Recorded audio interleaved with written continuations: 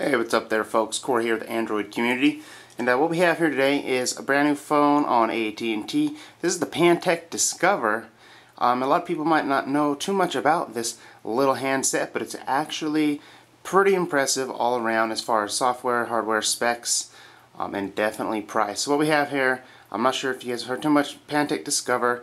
It's got a awesome rap sheet to go along with it, all for just $50 on AT&T, complete with 4G LTE and the works. So you get a pretty good package. I've been using it for about a week here, and I've actually been pretty impressed. I mean, Pantech's not a huge brand. I mean, this is no Samsung, this is no HTC, but build quality is actually pretty stellar, pretty solid all around. It's got a nice, unique design that makes it look very sleek. And then you're wondering, what is this big hump on the back?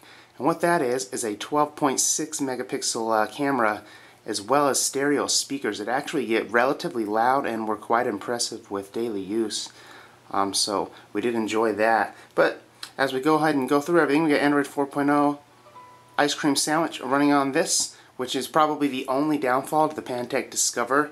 Hopefully it gets jelly bean soon, but that aside, everything else is actually pretty solid here. So we have a 4.8-inch display, as you can see, pretty large. It is a 720p HD display, so still pretty solid, and that's 4.8 inches. It's got the same 1.5 gigahertz dual-core Qualcomm Snapdragon processor as the Galaxy S3 in the United States and a couple other phones, with 1 gig of RAM and 16 gigabytes of internal storage. So overall, there's quite a punch in this phone, not to mention that 12.6 megapixel camera. 1080p video is really impressive. And then up top there's a 2 megapixel front facing shooter. Then we have a 2100 milliamp hour battery. That's probably the other weakness maybe, which is still pretty decent, but it could be bigger. And then a micro USB port down there on the bottom.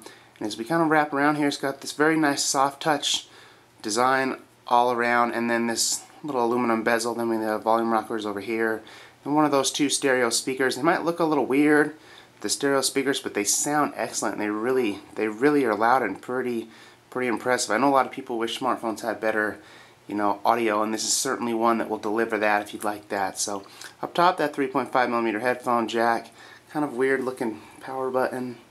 That is the power button, and then as you come around the other side, there's the second stereo speaker, and a very clean design.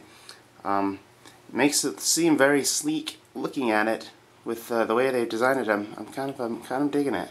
But as we go ahead and go in here, this is Android 4.0 ice cream sandwich, but they've definitely changed just about everything.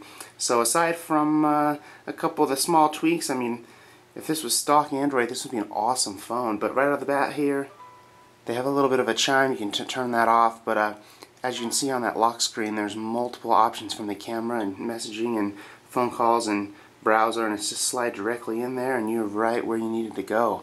So that's just one thing they've done with the software. And then as you can see here on my home screen, everything's laid out pretty similar, but down below with the apps and the app tray as usual, you launch in there and you have your app tray, and you can go in and go through groups and edit them if you'd like to move them around or hide some.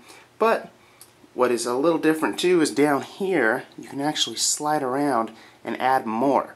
So what they've done is really just kind of enhance the software to give you even more options.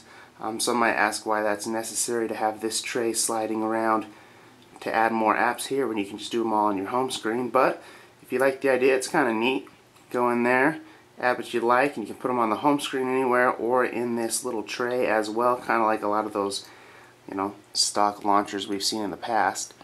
And then go ahead and slide this down, and this is the notification bar. It is kind of, don't want to say ugly, but it's not the prettiest design. I mean, they could have done a little bit better with the look here. It's gray and orange, and the settings button looks a little jam-packed in there, kind of hard to hit.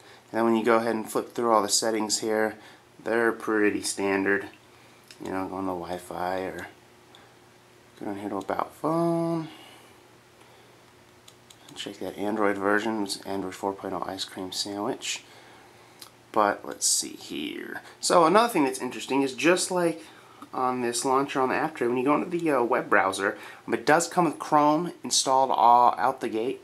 But when you go into a web browser here in the Android community, might not be extremely easy to see, but there's a little tray right here on the browser as well, and that'll take you instantly to Facebook, you know, or you can tweet what you're looking at, or you can share your page, and this scrolls as well just like a home page on its own. So you can instantly get to settings here. You can instantly get to a couple of your shortcuts for quick and easy and fast web browsing. Instead of going all the way to the top and finding, you know, your bookmarks or anything, you just pull this little bar up and it's right there.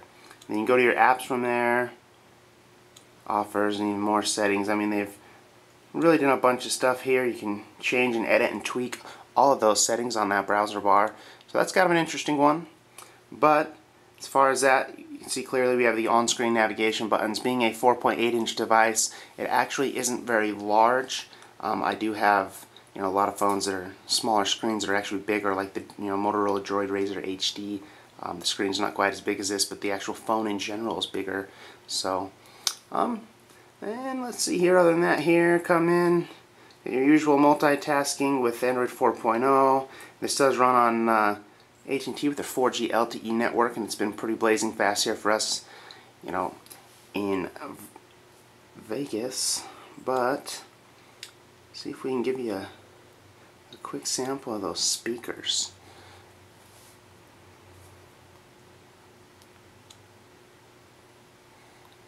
Because they are pretty loud compared to most. This is the thing now, you can no longer unlock mobile phones. I'll give you a 90-day window, so if you want to, you unlock your phone. You don't do it before the deadline, screw you. Now, honestly, this doesn't seem like it's going to be a big problem for most people. One, a lot of people don't unlock their phones from the get. Philip DeFranco Show, pretty good stuff. But that doesn't really give you an extreme example, but the speakers are loud, the screen is crisp, the phone is fast, software, hardware is pretty top-notch. Overall, it's a pretty impressive phone, hardware, software, everything else stacks up pretty nice, and the best part, this is only $49.99 on AT&T. So, pretty solid phone for those looking for a budget handset.